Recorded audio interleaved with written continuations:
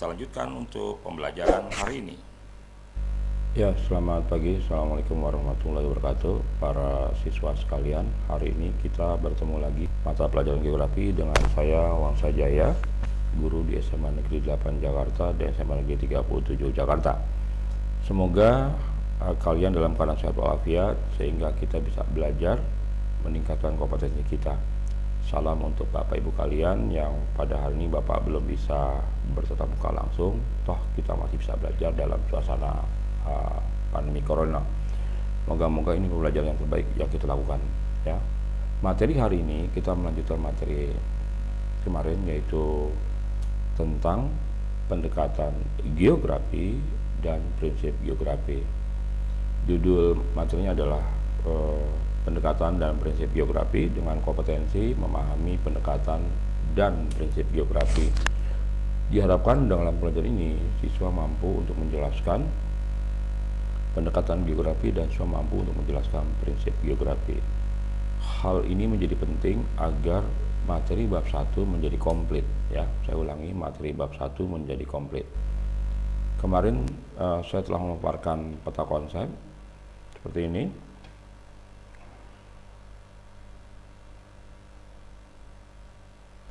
Untuk yang konsep geografi telah kita selesaikan, setelah saya berikan latihan juga.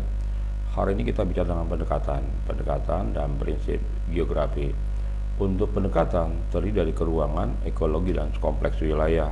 Sementara untuk prinsip persebaran, prinsip deskripsi, prinsip relasi, dan prinsip kronologi. Pendekatan geografi adalah sebagai suatu metode cara pandang atau analisis untuk memahami berbagai gejala dan fenomena geosfer, khususnya interaksi antara manusia terhadap lingkungannya. Setiap disiplin ilmu memiliki cara pandang yang berbeda terhadap suatu kejadian yang sama dapat dilihat dari berbagai sudut pandang. Saya ulangi, setiap disiplin ilmu memiliki cara pandang yang berbeda terhadap suatu kejadian yang sama dapat dilihat dari berbagai sudut pandang. Pendekatan geografi yang digunakan dalam kajiannya adalah, saya ulangi, pendekatan yang digunakan dalam kajian ilmu geografi terbagi menjadi 3, yaitu pendekatan spasial, pendekatan ekologis, pendekatan kompleks. Pendekatan spasial nama lainnya pendekatan keruangan, pendekatan ekologis nama lainnya pendekatan lingkungan, sementara pendekatan kompleks wilayah nama lainnya adalah pendekatan regional. Pendekatan spasial atau keruangan, harus ketahui ruang dulu. Ruang adalah seluruh permukaan bumi yang merupakan tempat hidup tumbuhan, hewan, dan manusia. Pendekatan keruangan menganalisis gejala atau fenomena geografis berdasarkan penyebaran dalam ruang, aktivitas mandiri dalam ruang, posisi letak objek sebaran tersebut, dan jumlah tentu pada ruang yang ada. Intinya, pendekatan ke ruang dapat dijadikan dasar untuk perencanaan penggunaan lahan tertentu. Jadi kalau nanti lihat ada penyebaran apa, ada aktivitas apa, posisi di mana, jumlahnya berapa atau berapa banyak, itu kita bisa menggunakan pendekatan ke ruangan untuk perencanaan penggunaan lahan tertentu. Berikutnya, pendekatan sosiologi atau pendekatan ekologis atau lingkungan. Pendekatan ekologis merupakan hubungan antar makhluk hidup dan komponen lingkungan hidup lainnya. Dalam hal ini, hubungan antara manusia dan lingkungan, interaksi antara manusia dan lingkungan yang bersifat sebab akibat. Misalnya, kalau manusia merusak hutan, maka manusia juga akan terkena dampaknya seperti longsor. Jadi, melalui pendekatan ini agar manusia selalu menjaga lingkungannya. Pendekatan lingkungan didasari oleh satu prinsip dalam biologi, yaitu adanya interaksi antara makhluk hidup dengan lingkungannya. Dalam analisis lingkungan, geografi mencoba menelaah gejala saling mempengaruhi, disebut sebagai interaksi, dan hubungan timbal balik interrelasi antara komponen fisikal alamiah dengan non-fisik atau sosial ya. Itu pendekatan ekologi atau lingkungan. Berikutnya adalah pendekatan kewilayahan atau regional. Pendekatan kewilayahan atau regional mencoba membandingkan berbagai kawasan di muka bumi dengan memperhatikan aspek-aspek keuangan dan lingkungan dari masing-masing wilayah secara komprehensif. Pendekatan kompleks wilayah merupakan gabungan antara pendekatan keuangan dan pendekatan ekologi. Hal ini karena setiap daerah memiliki perbedaan baik kondisi alam ataupun manusia, sehingga setiap daerah akan melakukan interaksi dengan daerah lain untuk memenuhi kebutuhannya. Karena itu terjadi penawaran dan permintaan akan barang dan jasa. Misalnya, daerah yang subur dan banyak memiliki sumber daya akan banyak dikunjungi penduduk dari daerah yang kaya. Ya, saya ulangi, pendekatan kewilayahan itu misalnya daerah yang subur dan banyak memiliki sumber daya akan banyak dikunjungi penduduk dari daerah yang miskin sumber daya. Dalam geografi juga kita harus definisi lain, karena boleh jadi dengan definisi lain makin memperjelas pendekatan-pendekatan keruangan, ekologis, dan kompleks wilayah menurut para ahli lain dijabarkan seperti apa. Lagi-lagi ini akan memperkaya pemahaman kita akan pendekatan geografi. Bapak mencatat ada beberapa pendekatan lain ya. Yang pertama, pendekatan keruangan diartikan sebagai pendekatan keruangan menganalisis gejala-gejala atau fenomena geografis berdasarkan penyebarnya dalam ruang. Ini identik dengan yang atas, ya, dengan yang tadi yang pertama. Yang kedua, pendekatan ekologis menekankan hubungan antara makhluk hidup dan komponen lingkungan hidup lainnya. Dalam hal ini hubungan antara manusia dan lingkungannya, memperjelas bagian yang atas. Bagian berikutnya, pendekatan kompleks wilayah. Pendekatan kompleks wilayah merupakan gabungan antara pendekatan keruangan dan pendekatan ekologis. Hal ini karena setiap daerah memiliki perbedaan, sama dengan yang atas. Nah, dari dua hal itu yang saling memperjelas, Bapak ingin membuat konsep pendekatan model saya, model yang aplikatif. Versi saya, Wangsa Jaya, saya pakai contoh, saya pakai contoh. Ketika belajar di kelas akan ada 36 kursi dan tempat duduk. Ada meja, ada siswa, ada AC, ada peta di depan kelas, ada ketua kelas yang sedang baca buku, ada guru yang sedang menulis jurnal. Itu namanya pendekatan keruangan.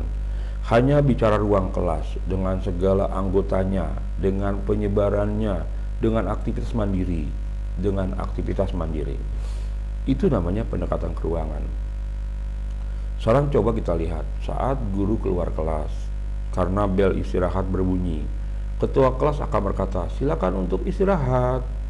Para siswa mulai tertawa lepas, membuka bekal makanan, bahkan memperbesar volume musik dari HP. Seorang anak bersuara lantang, saya melemparkan botol mineral. Terjadi kegaduhan, sampah tentunya, kehebohan. Mungkin anak itu mengatakan, jangan terlalu ribut. Kalimat dia itu disampaikan kepada kelas, maka kelas melakukan hal balik. Mungkin ada anak yang saking marahnya karena terganggu lagi mendengar musik, dia melempar botol minuman mineral, jangan ditiru. Boleh jadi dia membalas dengan teriakan pula, dan itu adalah tanggapan atau feedback. Ada anak berkata, dia berkata lain. Nah, hal ini disebut sebagai pendekatan lingkungan karena tiba-tiba anak itu melontarkan kalimat dibalas dengan anak yang lain, akibatnya ada kegaduhan. Satu, adanya mungkin lemparan-lemparan yang lain sehingga ruang menjadi kotor, pokoknya menjadi gaduh. Jadi ada aktivitas tambahan di ruangan yang tadi, di ruang kelas tadi tiba-tiba jadi kegaduhan. Nah, itu disebut sebagai pendekatan lingkungan karena ada aktivitas terhadap lingkungan dan juga ada akibatnya. Ketika kehebohan terhenti saat pintu terbuka dengan keras, berdiri Pak Wangsa, seorang guru piket. Suara Pak Wangsa yang keras menghentikan kegaduhan. Jadi, ketika sedang ada kegaduhan, ada kegiatan dalam ruangan, ada aktivitas yang membuat hasil efek dari tindakan sebagian orang dalam ruangan itu, maka disebut sebagai pendekatan kompleks wilayah. Satu, gabungan keduanya. Yang kedua, ada Pak Wangsa yang dari luar wilayah lain masuk ke ruangan itu. Jadi masuknya Pak Wangsa ke wilayah itu karena beda kompleks, beda wilayah. Masuknya Pak Wangsa ke wilayah itu karena beda wilayah, sehingga kejadian masuknya Pak Wangsa menghentikan kegiatan siswa atau menambah suasana, misalnya mungkin siswa menjadi lebih gaduh, kaget Pak Wangsa dan sebagainya gitu, disebut sebagai pendekatan kompleks wilayah. Jelas ya, Nak ya? Jadi kalau hanya bicara kelas dengan aktivitas, dengan jumlah tempat duduk, dengan sebaran anak di mana saja, ada AC, ada gambar presiden dan sebagainya. Kalaupun ada aktivitasnya mandiri, itu namanya pendekatan keruangan. Tapi kalau tiba-tiba kelas menjadi heboh karena tiba-tiba ada kebisingan akibat ada anak yang memanfaatkan HP, makan bekalnya agak ribut, dia teriak-teriak, maka ada anak lain yang marah.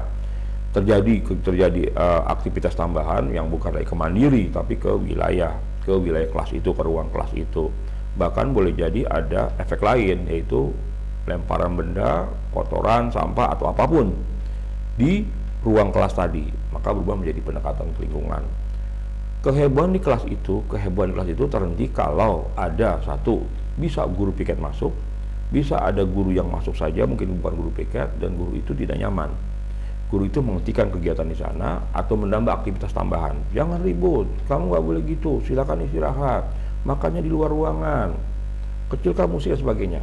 Masuknya Pak Wangsa atau guru lain ke dalam ruangan itu disebut sebagai kompleks wilayah karena Pak Wangsa bukan dari ruangan itu. Kebayang ya? Bapak lanjutkan. Contoh soal, beberapa contoh soal untuk menjelaskan yang disebut dengan pendekatan. Kita lihat, setiap tahun permukaan tanah kota Jakarta diperkirakan mengalami penurunan akibat eksploitasi air tanah berlebihan yang menyebabkan intrusi laut serta membahayakan kekuatan fondasi bangunan. Saya ulangi, setiap tahun permukaan tanah kota Jakarta diperkirakan mengalami penurunan akibat eksploitasi yang berlebihan menyebabkan intrusi air laut. Ini ada wilayah namanya Jakarta, ada ruang yang namanya Jakarta, ada aktivitas ya mengalami penurunan. Karena apa? Eksploitasi tanah menyebabkan intrusi air laut. Jadi ada aktivitas ya pemanfaatan air lautnya masuk. Untuk hal ini soal susah, mohon hati-hati. Tetapi pada saat menjawab soal ini, langkah pertama adalah kita lihat dulu, ada tidak jawaban soal yang sama. Contoh, regional sama pendekatan kompleks itu hal yang sama ya. Yang kedua, keruangan dengan spasial itu hal yang sama. Ini pengulangan jawaban. Jadi kalau melihat soal seperti ini, kalian bingung, langkah pertama adalah mengadu antar jawaban. Spasial dengan keruangan itu adalah pendekatan keruangan, ya. Regional dengan kompleks wilayah itu adalah pendekatan kelingkungan. Jadi yang bukan penggandaan itu hanya ekologi. Apa kurang ekologi? Iya.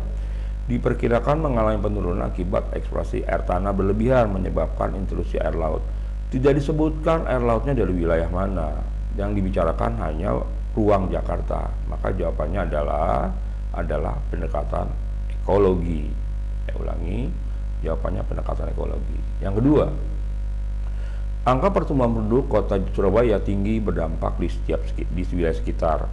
Salah satu yang terdampak yaitu Kabupaten Sidoarjo yang dihubungkan oleh jalan raya kelas 1, sehingga menjadikan wilayah tersebut sebagai penyangga bagi kota Surabaya.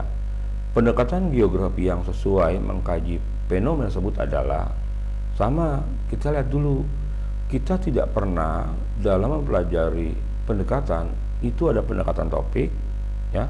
Berarti ini bukan jawaban. Yang kedua, pendekatan kompleks wilayah, yang kedua, pendekatan aktivitas manusia juga tidak ada. Jadi asli ini soal bagus, cuma ini jawaban yang mengada-ngada. Pendekatan topik, pendekatan aktivitas manusia. Jadi kesimpulannya ada tiga nih, kita memilih antara A, antara B, sama E. Di mana hal yang menyebabkan jawaban itu? Kita lihat, angka pertumbuhan penduduk kota Surabaya yang tinggi berdampak di wilayah sekitar. Jadi ruang Surabaya berakibat ke wilayah sekitarnya. Nyambung? Kalimat sekitarnya itu adalah kompleks wilayah sekitar. Jadi jawabannya adalah pendekatan kompleks wilayah. Jelas ya? Lanjut. Untuk soal nomor 3, hujan yang terjadi terus-menerus di kawasan puncak Gunung Merapi, Jawa Tengah mengakibatkan terjadi banjir lahar dingin yang melanda beberapa desa di lereng pegunungan. Beberapa desa di lereng pegunungan. Masih wilayah gunung api? Masih. Saya ulangi, masih di wilayah gunung api? Iya, tapi akibat hujan loh, akibat hujan ya. Akibat hujan, jadi peristiwa alam terhadap alam. Saya ulangi, peristiwa alam terhadap alam. Maka jawabannya adalah pasti ke lingkungan. Saya ulangi, pasti ke lingkungan ya. Jawaban C sama D sama. Kalau ke ruangan, hujan terjadi di kawasan Gunung Merapi, selesai. Saya ulangi, kalau hujan yang terjadi amat deras terus di kawasan puncak Gunung Merapi, itu selesai, itu namanya ke ruangan, karena aktivitas tersendiri dalam ruang itu, tidak membicarakan akibatnya. Saya ulangi, jawaban nomor 3 yaitu pendekatan lingkungan. Kenapa nggak kompleks wilayah? Kenapa nggak kompleks wilayah? Wilayah sekitarnya itu masih di lereng gunung, gitu loh, masih di lereng gunung. Yang kedua, jawaban C sama D sama, kompleks wilayah kewilayahan, nggak mungkin ada dua jawaban dalam satu soal. Clear? Clear. Lanjut. Tanah longsor terjadi di Padang, Sumatera Barat lebih disebabkan oleh penebangan hutan secara berlebihan. Tanah longsor di Padang, Sumatera Barat. Pendekatan geografi yang tepat digunakan untuk mengkaji fenomena tersebut adalah, kita lihat lagi ya. Ini juga cloning jawaban yang salah. Bukan cloning sih, ini mengadakan jawaban yang salah. C sama D bukan jawabannya. Kita hanya bicarakan kompleks, ekologi, dan keruangan. Tanah longsor terjadi di Padang disebabkan oleh penebangan hutan. Disebabkan oleh penebangan hutan ya.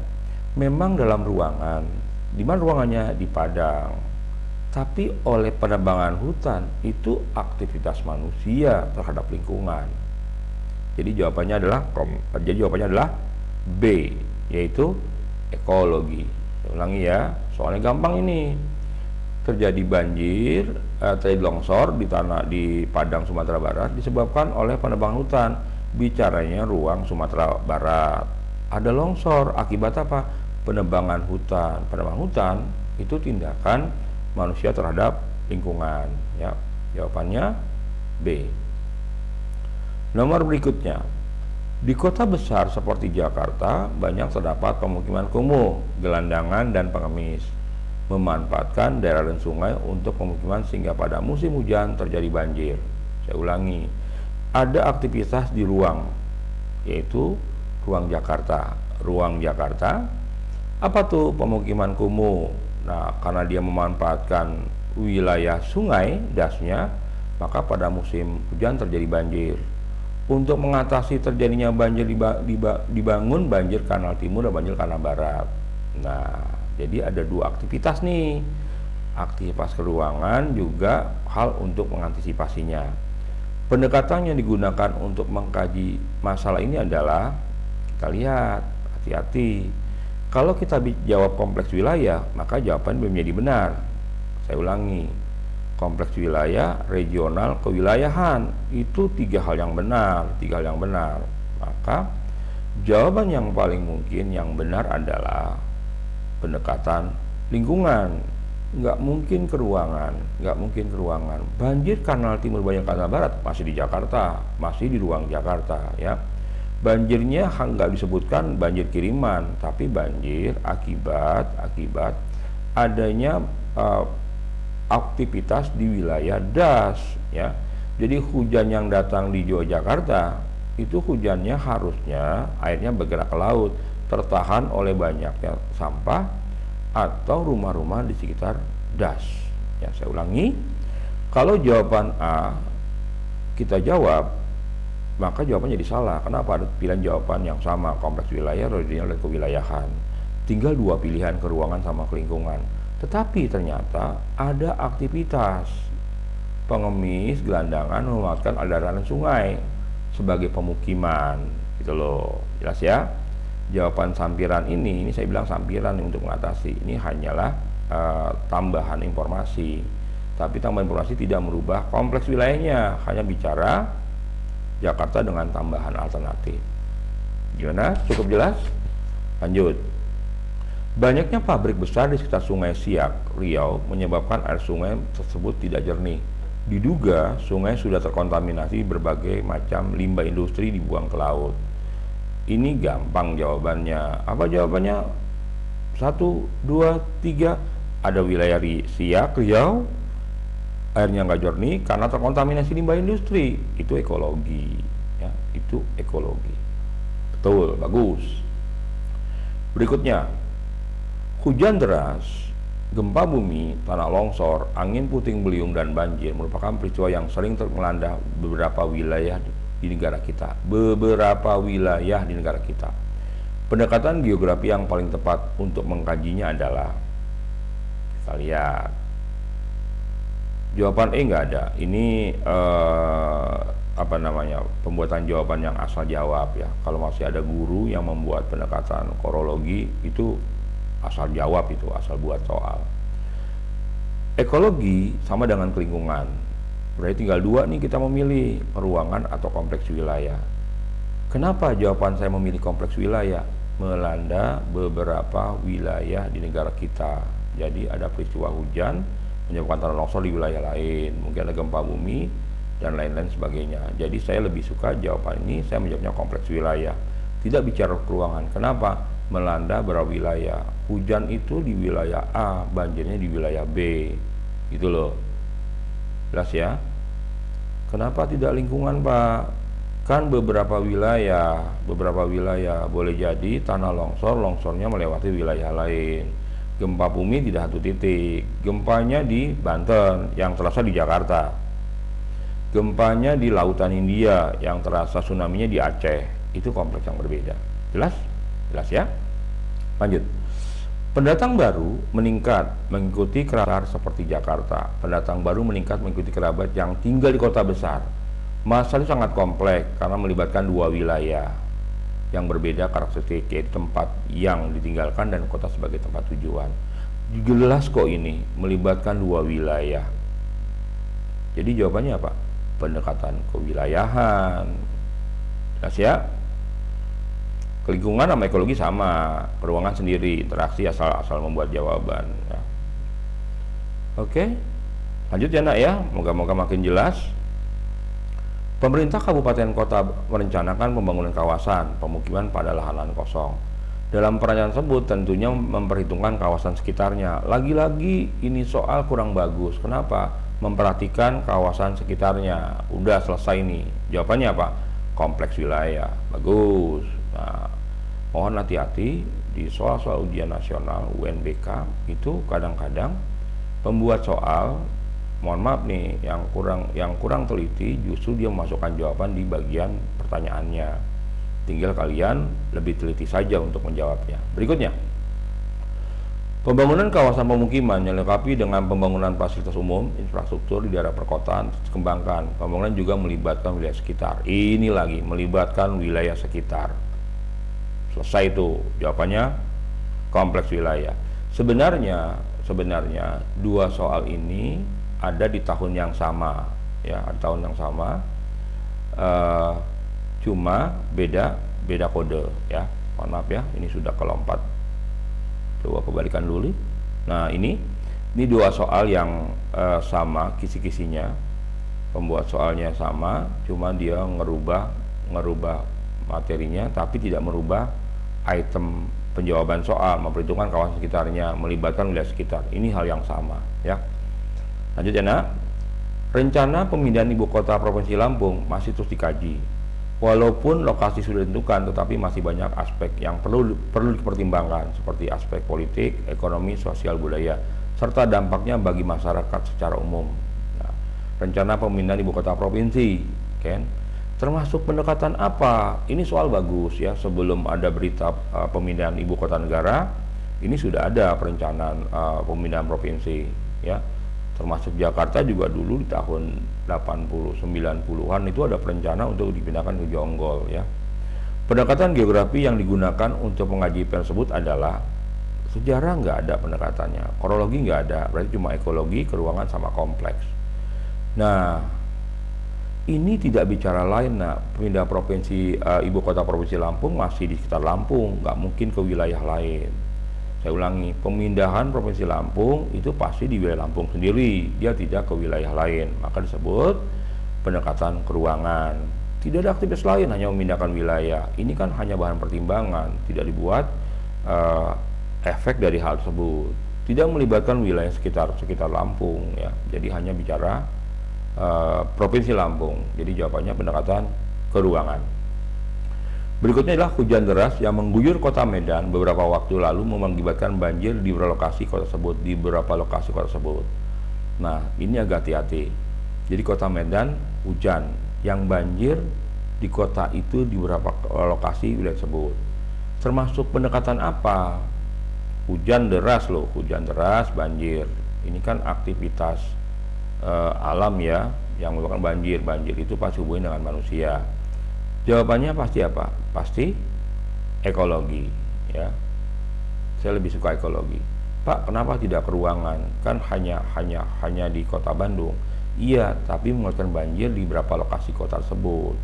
Jadi kalau banjirnya ini lebih ke arah lokasi kota tersebut, berarti lebih ke arah ada dampak kepada kota-kota yang masih di kota Medan tapi sekitar kota Medan. Tapi kenapa nggak kompleks wilayah, Pak?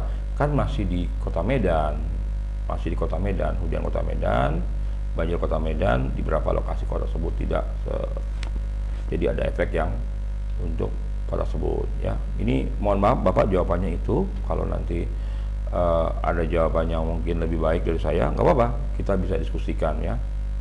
Saya lebih suka kalau saya salah, saya diberitahu, ya, sehingga kita bisa meningkatkan kemampuan keilmuan kita.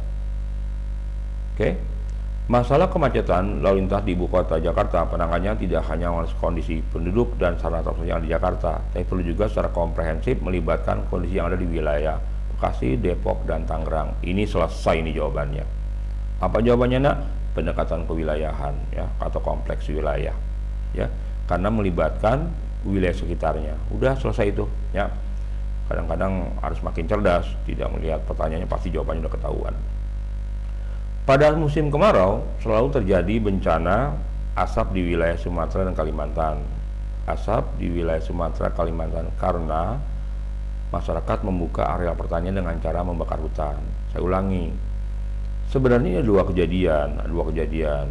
Kalau hanya bicara Sumatera Kalimantan saja, ada aktivitas membuka lahan dengan pembakaran hanya di Kalimantan, ya. Ini boleh jadi bisa kompleks, bisa ke lingkungan karena ada aktivitas yang mengakibatkan perubahan ekologi di Kalimantan. Tapi karena Sumatera dan Kalimantan itu dua wilayah yang berbeda, boleh jadi kabut asap yang ada di Kalimantan itu menyebar ke wilayah lain, dan kenyataan memang kebakaran hutan di Kalimantan itu menyebar sampai ke Malaysia. Bahkan pemerintah Malaysia juga marah-marah karena tiba-tiba banyak asap lewat ke Malaysia dan Singapura. Bahkan Singapura sempat terganggu oleh kebakaran hutan yang terjadi baik di Sumatera maupun Kalimantan. Ini jawabannya apa? Nah, ini soal susah. Kenapa soal susah?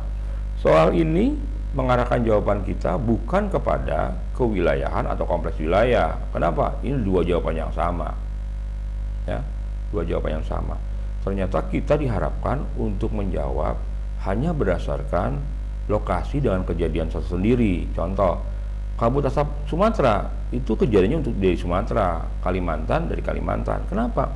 Berdasarkan jawaban yang ada, kita nggak mungkin mengambil kewilayahan, walaupun kondisi nyata realnya itu ada kebakaran hutan yang sampai ke Singapura. Tapi pada soal ini dia hanya membicarakan kabut asap di wilayah Sumatera dan Kalimantan.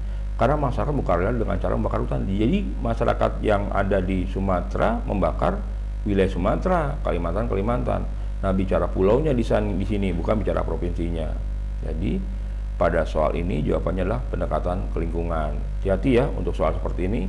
Kadang-kadang memang kita bicaranya adalah soal tersebut. Kita nggak bisa bicara lebih dari soal tersebut. Dulu saya punya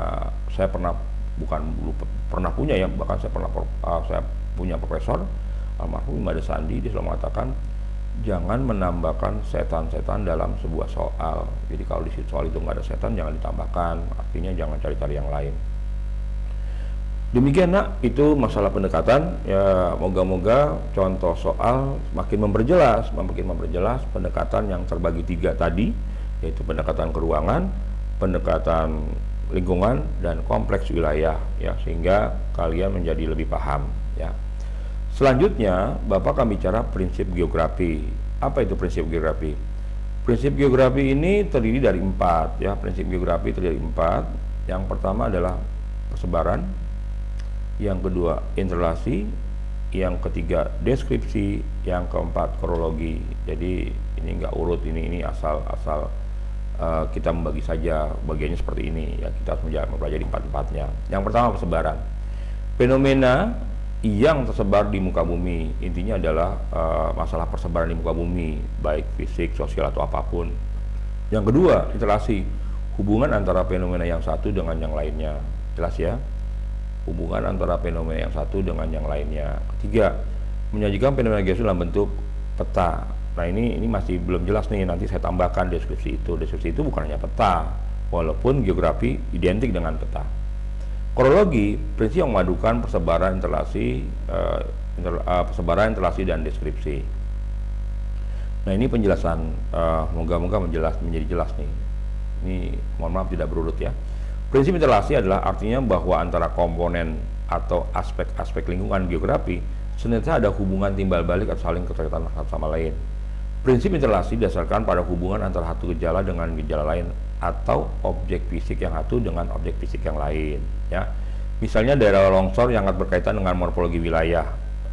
Karena zona selatan Jawa Barat merupakan wilayah pegunungan, maka morfologinya berbukit-bukit sehingga memiliki banyak area yang terjal. Ini 2 hal ini, ya. Ada longsor akibat morfologi wilayahnya. Yang kedua, zona selatan Jawa Barat merupakan wilayah pegunungan, maka morfologinya berbukit-bukit. Itu interlasi, ada hubungan antara penampakan atau proses dengan kondisi wilayahnya. Yang kedua, wilayah persebaran. Artinya bahwa gejala kenampakan dan masalah yang terdapat di ruang muka bumi, persebarannya sangat bervariasi. Ada yang tersebar secara merata, bergerombol di wilayah tertentu, atau sama sekali tidak merata. Karena itu dapat diketahui di daerah mana saja objek tersebut, bagaimana persebarannya. Misalnya persebaran daerah rawan longsor di Jawa Barat. Oleh karena itu tidak semua wilayah Jawa Barat merupakan daerah rawan longsor. Maka di wilayah mana saja terdapat longsor? Jawabannya sekitar pegunungan selatan Jawa Barat. Apa tuh? Daerah Kapur, ya. Lanjut. Prinsip deskripsi merupakan cara pemaparan hasil pengajian studi geografi terhadap gejala, fenomena, atau masalah yang ada.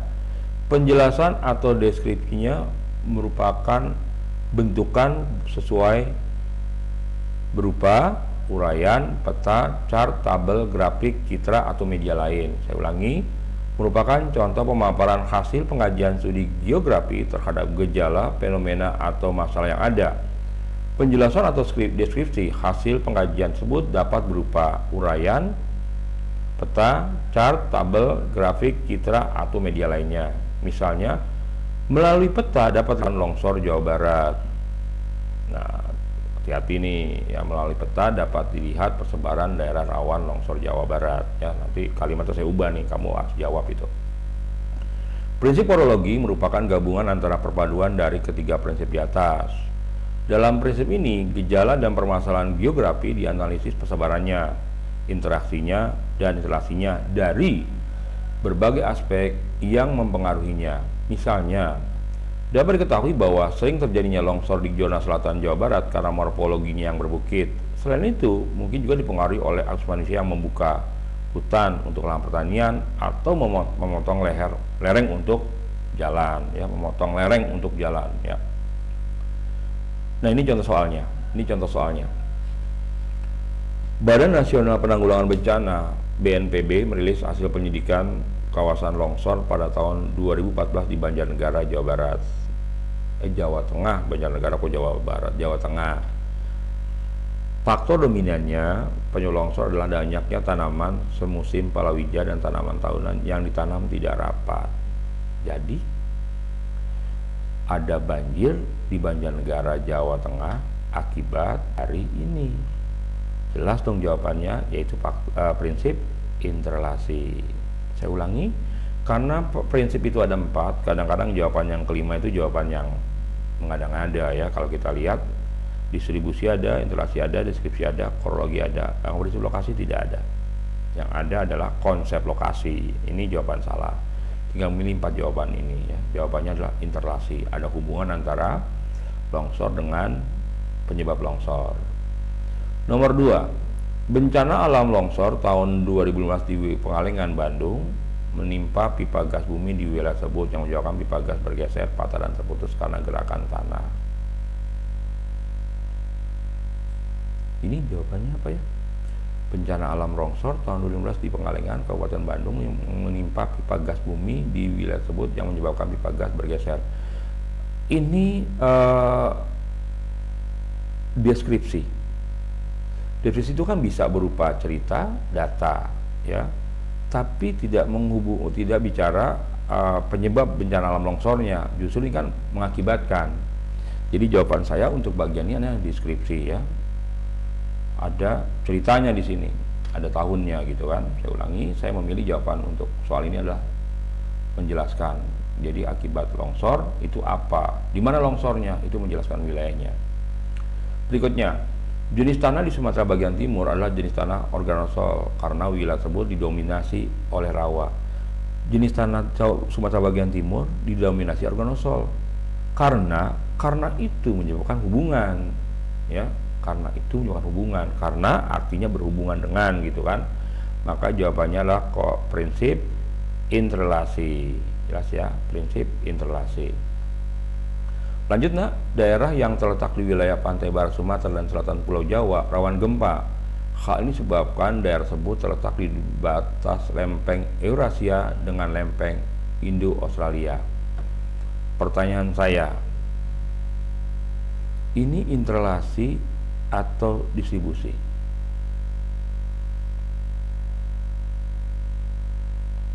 Oke. Gimana?